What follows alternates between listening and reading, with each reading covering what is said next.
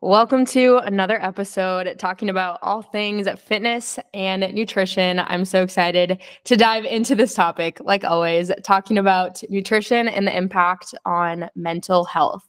I'm interviewing Bridget Pogodzinsky, who is a licensed marriage and family therapist, who is number one, very knowledgeable, but also very passionate about this topic. So welcome, Bridget. Do you want to start off by giving a background about what you do and then just like your overall interest in the connection between nutrition and mental health? Totally. Yeah. Thanks for having me. I'm really excited to be here and talk about this topic with you, Carly. So my background is in marriage and family therapy, like Carly said. So I have my master's in marriage and family therapy, which a lot of people would think that I see a lot of couples and families, which I do. But I also work with individuals, and even when I'm working with individuals, I'm always viewing them through a systemic or a relational lens.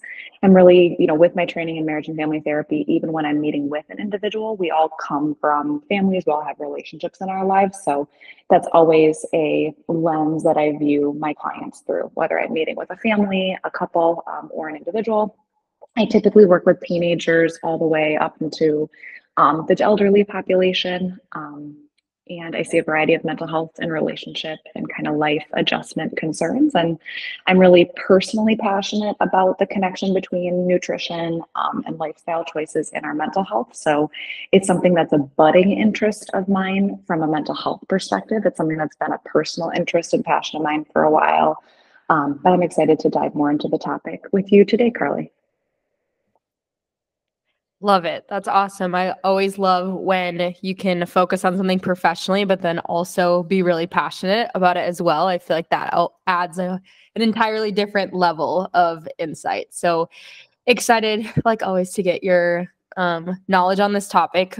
Bridget and I also did a podcast previously about self-compassion and how positive self-talk is one of the most important aspects to reaching and sustaining fitness and nutrition related goals. So today we're going to dive deeper into just overall how does food and nutrition impact our mental and physical health on a deeper level.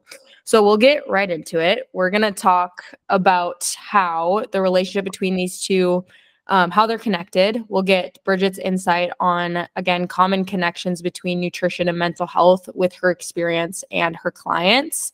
We'll talk a little bit about how diet and exercise can be powerful antidepressants and positively impact mental health, the impact of having a holistic and personalized approach for overall health and well-being. And then we want to end with, of course, just some tangible tips to use nutrition as a tool to improve mental health. So Bridget, we can kick it off. I'll have you start just kind of giving, again, your brief overview of how the relationship between these two are connected. Yeah, absolutely. Happy to speak to that. So, like I said, thinking about just how nutrition can be a tool we can use to promote positive well-being and mental health. It's been, I know, a personal passion of Carly and I for a really long time. From a professional perspective, obviously, I work with clients, like I said before, with all sorts of mental health concerns.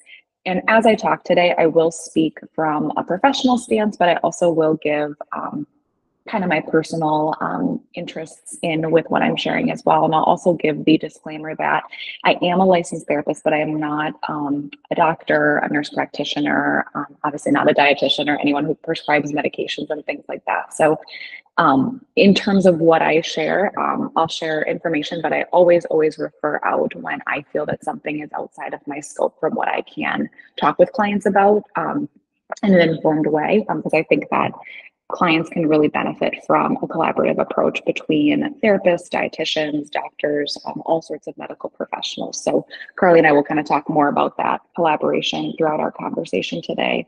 But in terms of just how I see nutrition impacting my clients' mental health, I guess I'll kind of start from like an assessment perspective. When I first meet with clients, I go through all sorts of history and demographic type information. I'm asking, whether it's an individual, a couple, a family I'm meeting with, I'm asking that person or those people that are my clients, obviously who they are, what's bringing them to therapy, what are their concerns. But I'm also asking a lot of like history and background information. I want to know about where they grew up. I want to know about what their family of origin is like. I want to know about any sort of current or past medical concerns or diagnoses. I want to know about current, past substance use issues, mental health issues, history of mental health in their family, to notice any patterns. I ask about safety concerns, like suicidality, self-harm, any sort of safety issues that are past or current. And I'm also asking about different types of behaviors. And it has been, as a therapist, in our intake form, or kind of as I've practiced, there really hasn't been much focus on like nutrition or food or diet or how that's impacting a client. So for a long time as a therapist, it really wasn't something I asked too specifically about. It wasn't until I kind of tried to merge my personal interests in nutrition and my professional and in my profession to ask clients a little bit about diet and lifestyle interests and how that's impacting their mental health. So it's been really interesting. So it's something that I do touch on with clients, just kind of briefly in our assessment, just to say, tell me a little bit about the relationship you have with food. And I try to bring it up very naturally, just as I would any of those other categories I talk about. But it's really interesting to hear clients' perspectives, because a lot of clients are kind of curious, like why I'm asking that question. Because I think there is more information, and that information is more readily available to clients and people today, which is great. But I think for a long time, and there is still quite a stigma that I think it's really hard for some folks to believe or really understand how nutrition can have an impact on our mental health. So usually when I'm talking with clients and I ask that question in the first session, I'll just sort of ask a more general question to tell me a little bit about their diet. I try to think about what their eating habits are like, what if they have any allergies, what sorts of food groups are kind of most encompass their lifestyle. I also ask clients about like their rituals or their routines with food. Do they do family dinners? Are there certain kind of foods that are symbolic to them of different passions or kind of family origins, history, traditions? Because I think all of that impacts our relationship with food as well. And then I just ask if they notice when they eat particular foods or with how they're eating, if they have any insight to how that might be impacting how they're feeling. So we start there, and then usually I will just let my clients dictate how much of a focus they want nutrition to be.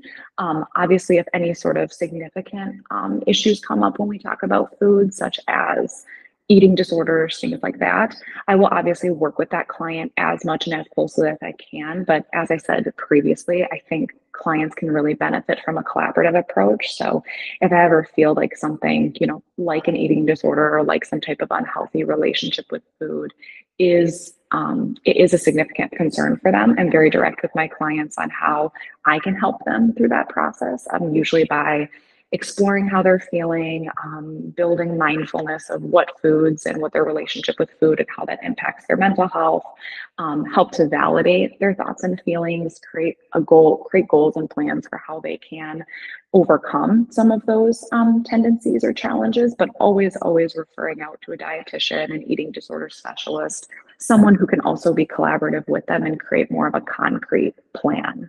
So that's kind of like an overview of, I guess, how I have brought nutrition into my practice and how I like to ask clients about it and how I allow them to kind of dictate how much of a role talking about nutrition plays in our sessions moving forward. Definitely. That makes a lot of sense. And I love how in the beginning you kind of explained that it sounds like you really take each client like on an individual basis. Like it sounds like you look first at like their background, their life experiences, and kind of go from there. I think that's so important and is really the same when it comes to nutrition. I feel like people really want to like know certain foods directly that will improve mental health, or they want like just like a specific like plan or a specific like guidance that is for everybody, which that's obviously like not the case. If you listen to any podcast that I have like recorded so far, it's really the overall arching goal is that like every situation is individual when we're talking about like balance and sustainability. So I love how you kind of give that background too when it comes to mental health. It's like there's no like straight path when it comes to mental health. There's no straight path when it comes to nutrition, and really like emphasizing that it has to do with the person, their needs, their goals, like again, their lifestyle, and kind of like taking it from there, which I feel like again is so cool. From your experience with obviously like meeting with clients talking about mental health, when it comes to nutrition, do you feel like there are any like common connections that you see with like nutrition and mental health, like positively or negatively? Like, do you feel like the people who are more focused on a nutrition or, you know, exercise routine are more inclined to have, you know, better mental health? Or like, how do you see, I know that's again very straightforward and there's probably so many other things that go into it, but what are like again the common connections that you see with your clients? Yeah, absolutely. Yeah, that's a really good question. I think some of like the different connections that often come up in my practice with clients, some of the few would be, I definitely would say that those clients I've met with who do have more of a focus on, you know, again, not just nutrition, but, you know, exercise, diet, lifestyle, behaviors, in addition to all the other things that impact our mental health. I would say that their outcomes, their ability to be resilient in the face of challenges, stressors, mental health symptoms, they do tend to do much better than those clients who maybe, you know, don't have as much of an interest or a desire to improve their nutrition, eating habits, things like that. Yeah, and that's what the research says as well. Just again, you know, nutrition is just one factor that can impact our mental health on top of obviously all the other factors, our, you know, trauma history, our upbringings, our current life, day-to-day relationships, financial stressors, you know, all sorts of things that impact our mental health. Nutrition is just, again, one of those levers that we can really pull to really help to improve our mental health. So, yes, I would say that a focus on nutrition does tend to increase the likelihood that a client would be resilient and able to overcome or be resilient in the face of, again, challenges or mental health issues that they're dealing with. I think some of the other tendencies that I tend to see a lot, and this is something that I don't have a specific training or credentials when it comes to eating disorders, or clients who struggle with eating disorders. But when I do meet with those clients, there tends to be very like rigid, kind of perfectionistic thought patterns, oftentimes related to anxiety, OCD, where sometimes an eating disorder or an unhealthy relationship with food can manifest because those clients are really looking for something in their life to control. And calories and eating and what they eat and what they don't eat can, for a lot of clients, be an area where they really try to get that control in their life. So yeah, I would say maybe that's more like the negative side, or kind of a pattern of mental health and how that relates to someone's relationship with food can manifest. But yes, I would say, to answer your question before, in terms of just on the more positive side and how nutrition can be a positive lever that we can pull to improve our mental health, I do see that when clients use that as a tool in their toolkit, improving their nutrition, their mental health outcomes are much, much better.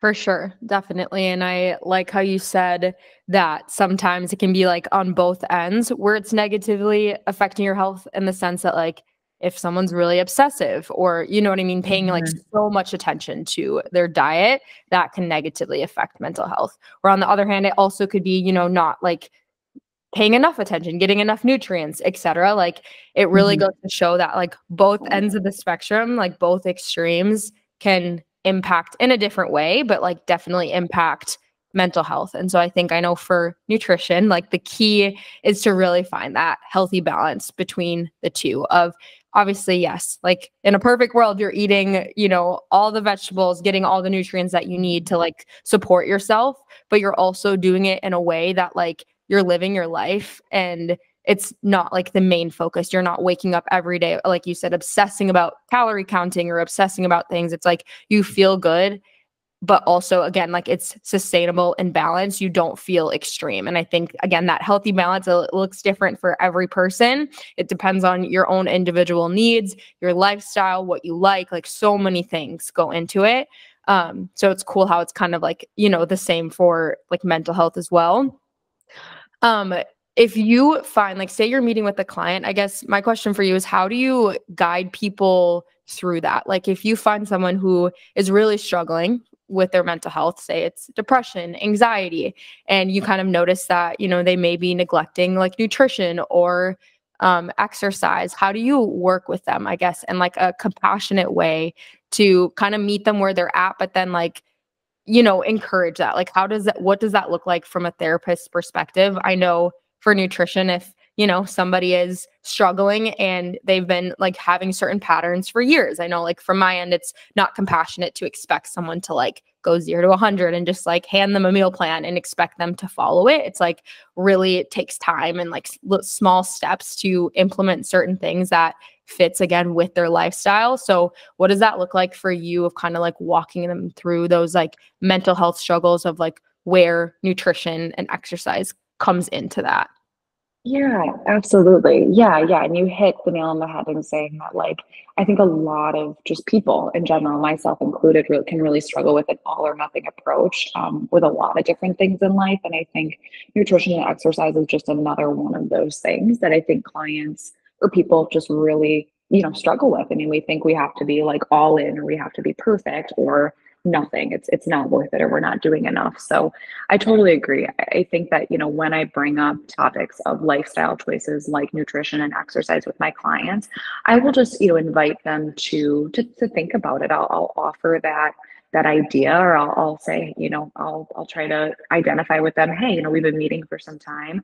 I notice that these are some patterns in your life, or I notice that these are some patterns that you're currently doing or that are from your past, and we explore those patterns together.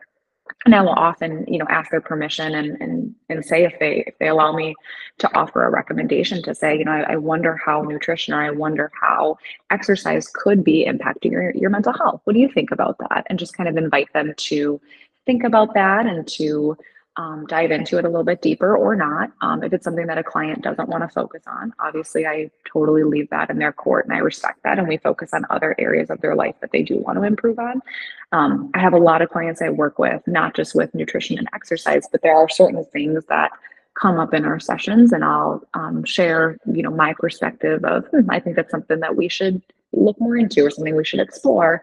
And for whatever, reason, their own personal, readiness level, or, stage of change, or just their, maybe, not trusting, me as their therapist enough quite yet, or the therapy process, or their own shame and guilt can get in the way of bringing up some topics that probably would help them improve their mental health. And I find that when I respect that and work with the client on what they want to work on, oftentimes in time, even, a few weeks, a few months, sometimes even years later, they'll say, you know what, Bridget, we've been working on all these things. It's been really helpful. Now I'm ready to tackle this, topic from my past, or this behavior, and see how that can improve my mental health. So I think, again, respecting clients with where they're at, like you said, encouraging them to start small and set realistic goals. That's a lot of what I do with my clients, and just really encouraging and validating. Change is hard, especially when we've been doing the same patterns for years, sometimes even decades. So I think working with a client to really get clear on what their goals are, how they hope to feel, or how they hope their life changes when they reach their goals. I think that can be, or make progress towards their goals, I should say. I think that's a really powerful visualization exercise. And again, each session I'm meeting with them, just checking in, holding them accountable, but also weaving in, self-compassion and encouragement and validation, because I think all of us are way too hard on ourselves than we really need to. And the last thing a client of mine needs is if they, miss the mark, or maybe didn't make progress towards their goals, or didn't, do the homework, whatever that was, in regards to something we were working on. I encourage them to work out between sessions. The last thing they need is for me to shame them, or talk down to them, or tell them they messed up. They're already doing that enough themselves. I think what's much more effective is for me to meet them with compassion and model for them what compassion looks like, so they can ideally give that same compassion to themselves, to say, okay, that's okay. Life happens, change is hard. What got in the way of you reaching your goal this week? Or what got in the way of you, not making progress in the way you wanted to, and just accepting and knowing that that's okay and learning from it, because maybe it was a busy or stressful week. Maybe something came up that was outside of our control. Maybe the goal we set was actually too big. Maybe it was, unsustainable. And I think those are all just good things to learn and to encourage the client that we can always, always get up and try again and learn from those experiences. So I love what you said of just meeting a client where they're at and getting them away from that all or nothing thinking and encouraging them to really just make 1%, tiny step improvements day after day that really lead up to big, meaningful change. Yes, that's so good. So good. It sounds like your main focus from what you just said is like really building a foundation with those small steps first, and then just continuing to check in with yourself, have compassion, and then like reevaluate. Like I absolutely love that. And I think it goes like the exact same for nutrition, where it's like building a foundation, taking the small steps, starting with where you're at and being okay with where you're at. And then like kind of like you said, for taking it as like an individual approach of like being okay if you fail, being okay if you go backwards a little bit, because I feel like that helps you to continue to go forward, reevaluate, focus on your own needs, and then like continue to again build a foundation and take steps from there and continue to improve. So cool. I think again so interconnected in like the approach to both of those things. Yeah, absolutely. I totally agree. I think that is just really, really important, and I think, like we've been talking about, I mean, nutrition and exercise, we're focusing a little bit more on nutrition, but those are just, again, levers that we can pull to improve our mental and physical well-being. It's not all of it, but I think it can really make some significant improvements. And I think a lot of clients don't realize, or a lot of people don't realize, how much nutrition and exercise or lack thereof can really impact our mental health. I mean, there's plenty of studies out there that talk about how, while antidepressants and prescribed medications are hugely important and hugely beneficial for the clients who need them and who benefit from them, and at the same time, I think nutrition and exercise can just be, again, something that in research studies have been proven to be just as or even more effective than some antidepressants in some situations. Again, not saying that someone shouldn't have an antidepressant prescribed or shouldn't take medications. It's just, I think that information can just be really powerful for clients to know that while they still might choose to take medications, and those can be hugely helpful, how much more beneficial might the medications be and might therapy be if they're able to also make some of these other diet and lifestyle choices. Absolutely. I wanted to touch on that too, because I know you mentioned that, like just the connection between fitness and nutrition and antidepressants. So for that, like what do you think is like the main connection between them? Kind of like diving deeper into what you just said. I feel like obviously we've already mentioned like in a perfect world, we would all exercise, in a consistent routine, obviously have like a great nutrition routine, but kind of going more from like the balanced approach. Like, what do you think like the main connections are for like depression and fitness and mental health? Is it like obviously like the scientific benefits of that, or do you think it's more of a routine? Or yeah, what do you think from a mental health perspective is like the biggest thing for that like connection between the two? Yeah. I think hopefully the way I'll explain it at a very basic level, since I do have training from a mental health perspective, being a therapist, but not not any sort of certification to tie in nutrition and mental health specifically. It's my profession in mental health, and then kind of weaving in my own interest and research I've done on the side with nutrition and how those things impact one another. But I think at a really basic level, the way that helps me to understand it is, our brain is an organ, so it would make sense that just like we eat to promote a healthy heart, healthy bone structure, healthy just functioning in our bodies, right? Like our brains need that same fuel.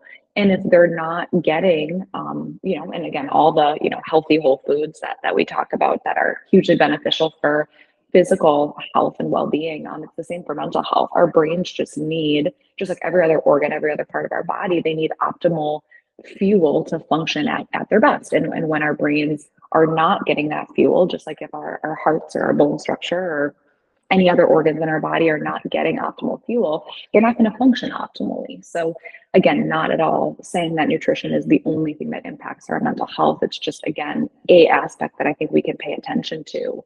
And when it comes to using nutrition and exercise as, why that is, again, just as or sometimes even more effective than antidepressants in some case studies, is because, the feel good chemicals in our brains that we get from prescribed medications like antidepressants, again, it really can be replicated or can be very, very similar to the feel good chemicals we get when we're eating healthily, we're giving our brains and our bodies the fuel that we need, and we're also getting the endorphins, that are released from exercise.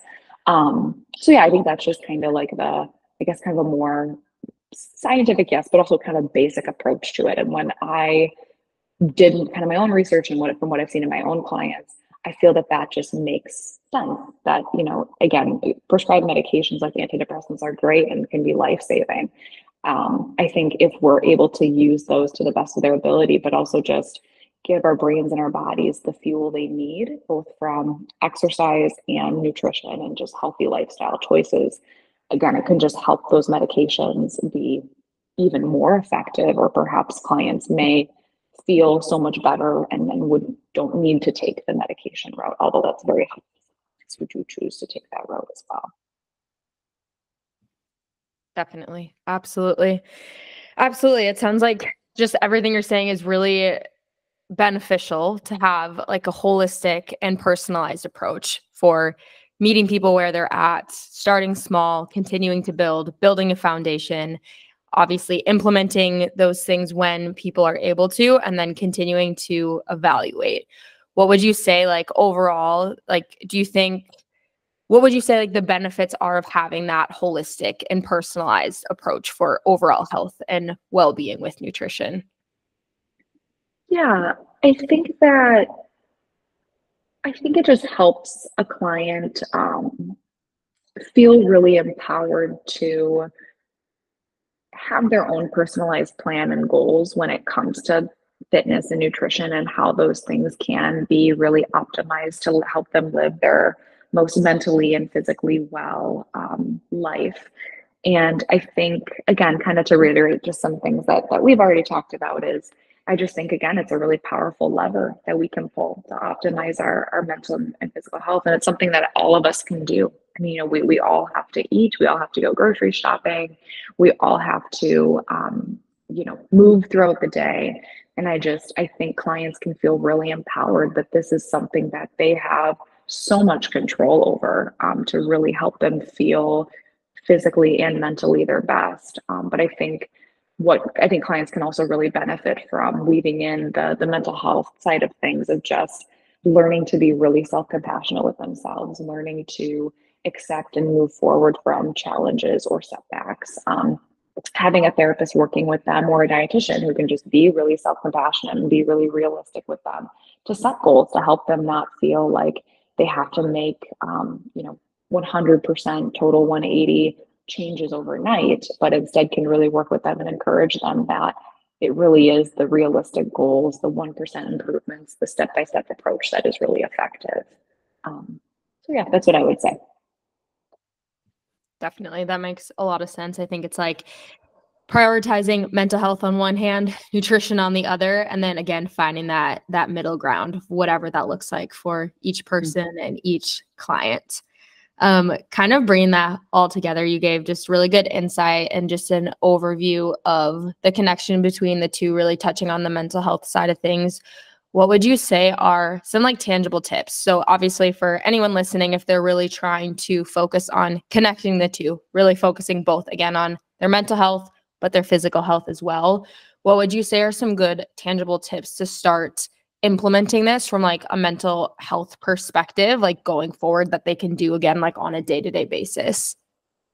Sure, sure. Yeah, I think that what I really go back to with a lot of my clients, the work I do with them, I talk a lot about mindfulness. So Mindfulness is, at a very simple definition, is paying attention in the present moment on purpose and non-judgmentally. So it's three components: paying attention in the present moment, we're in the present, on purpose, doing that intentionally, and non-judgmentally. Whatever we're thinking, feeling, or experiencing, we're not judging it. It just is what it is. I think we can use that same approach with nutrition, and with our diet choices, just to notice, what, not necessarily change anything right away, but I would really encourage people to just start to notice and be mindful of what are their nutrition choices, what are their diet choices that they're making, and not labeling them as good or bad or healthy or unhealthy. All those things are on a spectrum and they're relative. But I think just building in mindfulness to notice like how food impacts our day to day and how it impacts how we feel. I think just really simple things, right? Like, what do we eat on a day-to-day basis? Where do we go shopping, or kind of what types of things do we buy at the grocery store?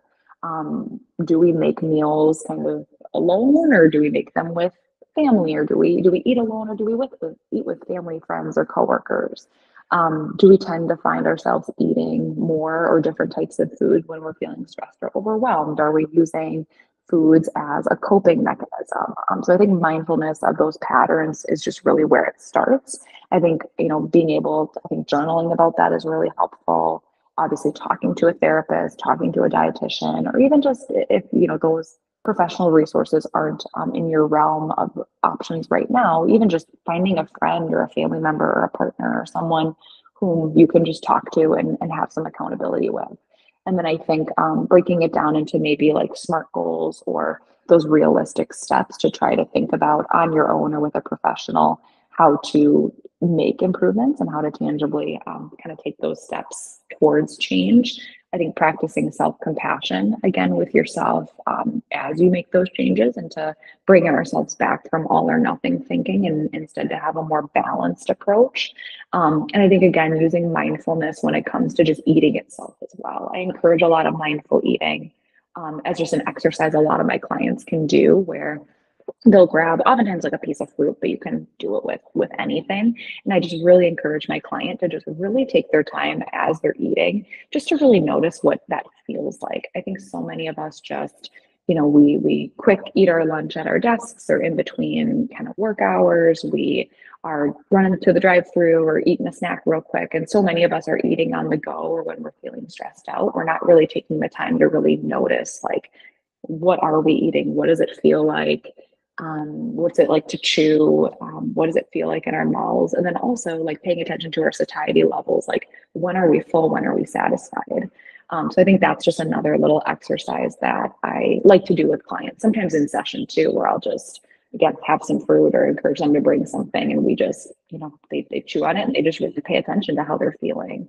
I think this can also be really helpful, not in terms of like clients who struggle with like a diagnosed eating disorder or things like that, to that more severe extent. That's something I'd refer out to more of a dietitian or another kind of more eating disorder mental health professional. But for clients who feel that they are maybe stress eating or would like to kind of move away from that, this is something I think that can be really helpful when we're eating or snacking. I encourage clients to really, as much as they can, eat undistracted, and to really pay attention when they're eating. Like, what did that last bite taste like? Is a question I'll often ask my clients. Did it taste just as good, the same, or better, or not as good than the previous bite? Because I think so many of us, the classic example, like we're, sitting on the couch eating some chips, and we're just not even like paying attention. We're just putting our hand in the chip bag and just eating chip after chip. But clients, I've gotten really positive feedback from those questions, because they're like, man, I didn't realize, like, I was just zoning out.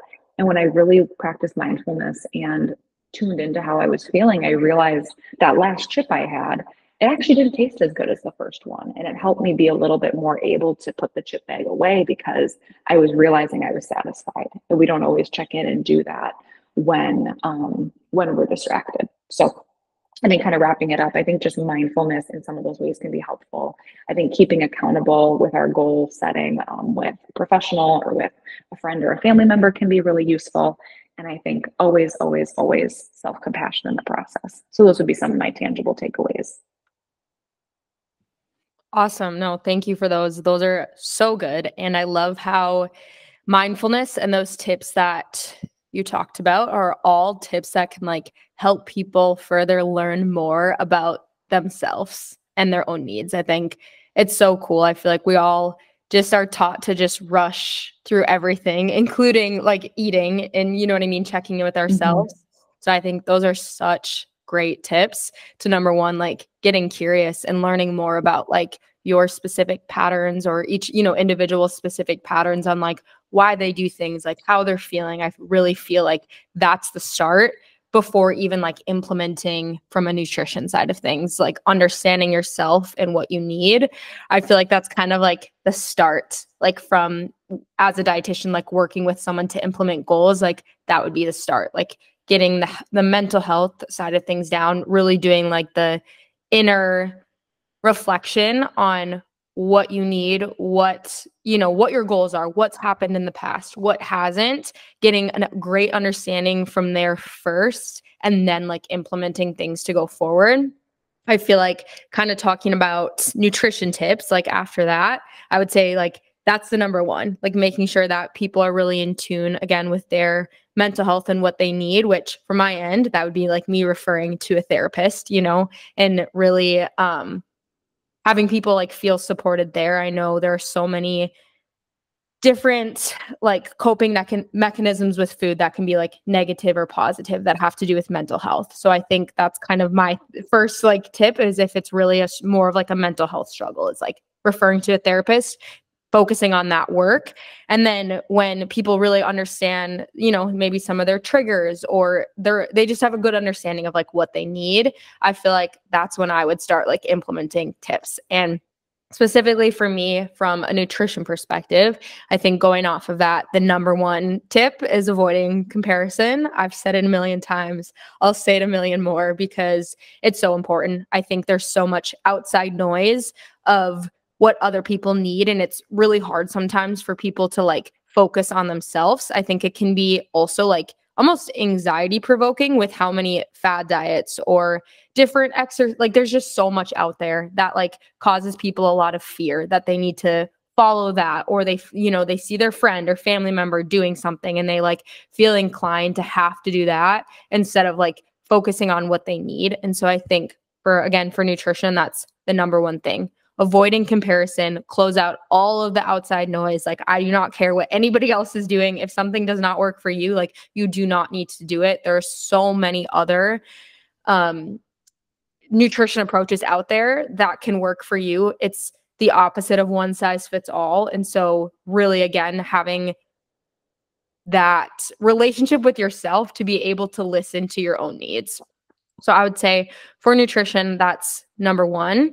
And then kind of like what you talked about and what we talked about in the beginning is starting small and building from there. I think, like we said, some of like the mental health effects that are negative can be from either side of extremes. So either too obsessive with nutrition or just like too big of goals with that. And then on the other hand, maybe like neglecting it a little bit.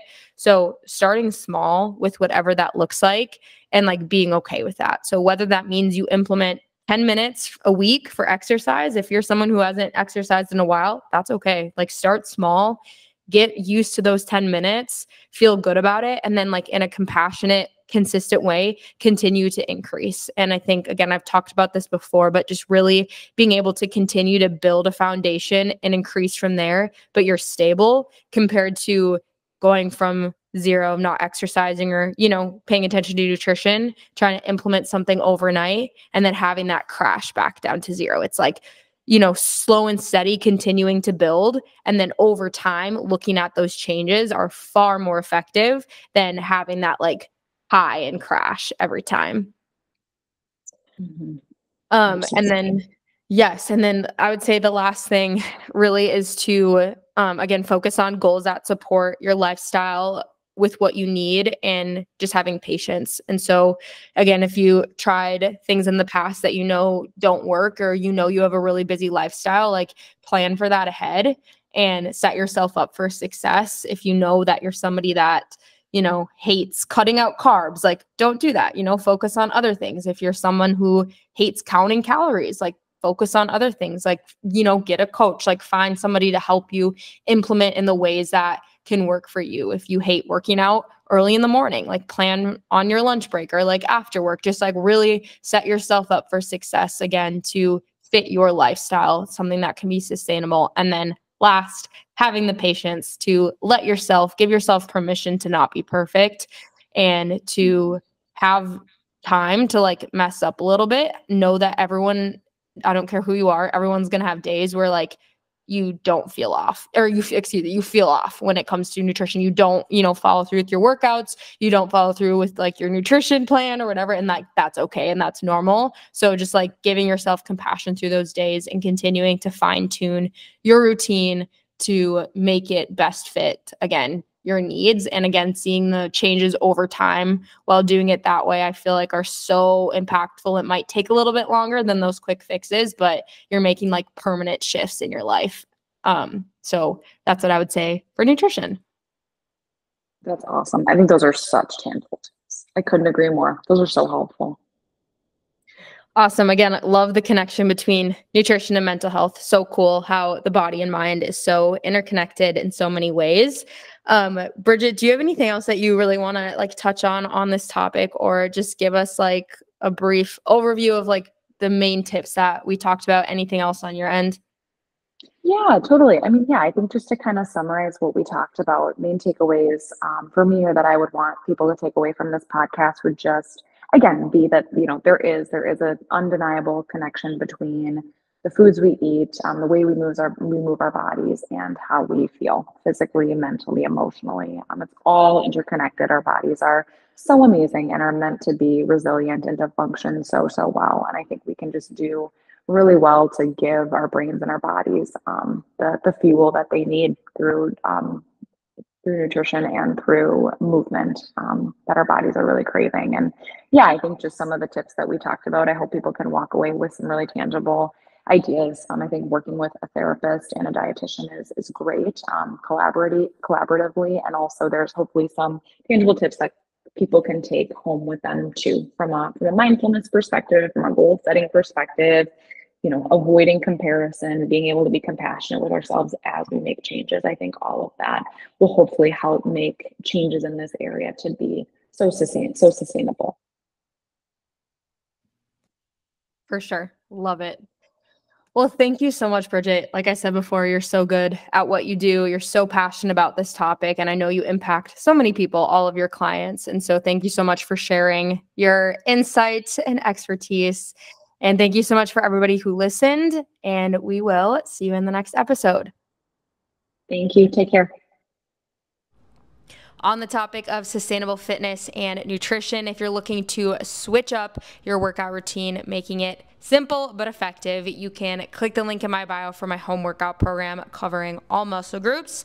Both beginner and advanced programs are included. And for every single workout, you just need a small space and a set of dumbbells. I have 3 different class types and a sample workout schedule as well. So you can click the link in the description to start your free trial. You can also visit my website for some dietitian inspired recipe ideas. Again, that concludes today's episode. I will see you in the next one.